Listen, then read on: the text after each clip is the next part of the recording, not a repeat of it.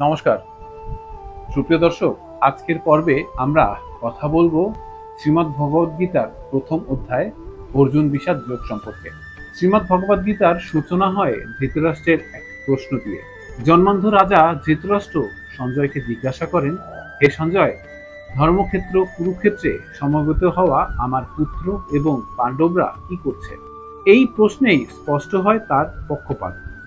তিনি শুধু বলেন আমার পুত্র ও পাণ্ডব একত্রে আমাদের পুত্রগণ, কিন্তু বলেন না। এখান থেকেই বোঝা যায় এই যুদ্ধ কেবল রাজনৈতিক নয়, বরং পারিবারিকও বটে।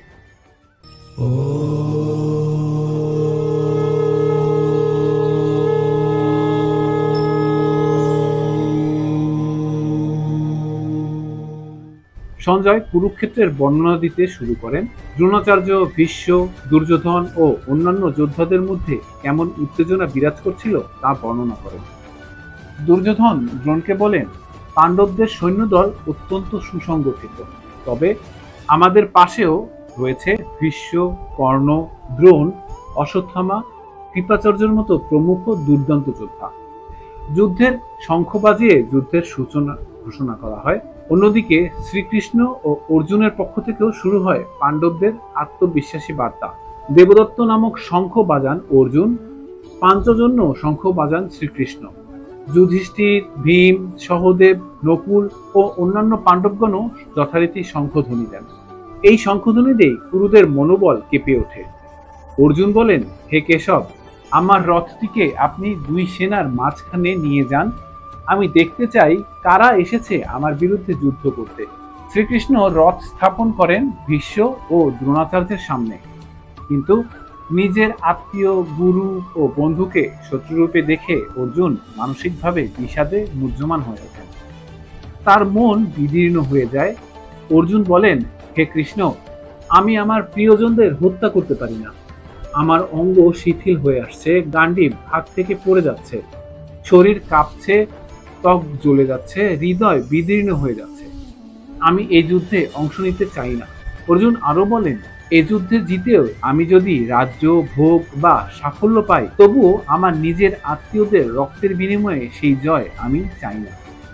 অর্জুন বলেন, যদি আমরা যুদ্ধ করে গুরুজনদের হত্যা করি, তাহলে সমাজের ধর্ম লোপ পাবে, পরিবার ধ্বংস হবে, নারীদের চরিত্র বিপন্ন হবে, জাতি পাপগ্রস্ত হবে। এতে জন্ম হবে এক নারকীয় অবস্থা। শেষ পর্যন্ত অর্জুন বলেন, হে কৃষ্ণ, আমি যুদ্ধ করব না। এই বলে তিনি রথে বসে পড়েন এবং তার গান্ডীব হাত থেকে নামিয়ে দেন। এই মুহূর্তে অর্জুন একজন বীর যোদ্ধা থেকে এক জিজ্ঞাসু আত্মায় পরিণত হন। এই বিষাদ বা হতাশা কোনো দুর্বলতা নয়, বরং এ এক আধ্যাত্মিক জাগরণের সূচনা। সুপ্রিয় দর্শক, অর্জুন বিষাদযোগ অধ্যায়টি শ্রীমদ্ ভগবদ গীতার একদম গোড়ার দিকের অধ্যায়, যেখানে অর্জুনের আত্মদ্বন্দ্ব, নৈতিক প্রশ্ন, ধর্মসংকট এবং মায়ার টান ফুটে উঠেছে। বাস্তবে আমরাও জীবনে বহুবার এমন পরিস্থিতির মুখোমুখি হই, যেখানে পরিচিত মানুষ, সম্পর্ক, কর্তব্য ও আদর্শের মধ্যে দ্বন্দ্ব শুরু হয়। এই অধ্যায়টি সেই চেতনার দ্বার উন্মোচন করে যে দুর্বলতার মধ্যেও প্রশ্ন লুকিয়ে থাকে, আর সেই প্রশ্ন থেকেই জন্ম হয় জ্ঞানের। সুপ্রিয় দর্শক, শ্রীমদ্ ভগবদ গীতার প্রত্যেকটি অধ্যায় সম্পর্কে আমরা ভিডিওর মাধ্যমে উপস্থাপন করার চেষ্টা করব, যেন সহজবোধ্য হয় শ্রীমদ্ ভগবদ গীতার প্রত্যেকটি অধ্যায়। তাই আমাদের ভিডিওগুলো দেখুন এবং আপনাদের কোনো পরামর্শ থাকলে আমাদের কমেন্টে জানাতে পারেন। সবসময় মনে রাখবেন, ধর্ম রক্ষতি রক্ষিত হয়, অর্থাৎ যে ধর্মকে রক্ষা করে, ধর্ম তাকেই রক্ষা করে।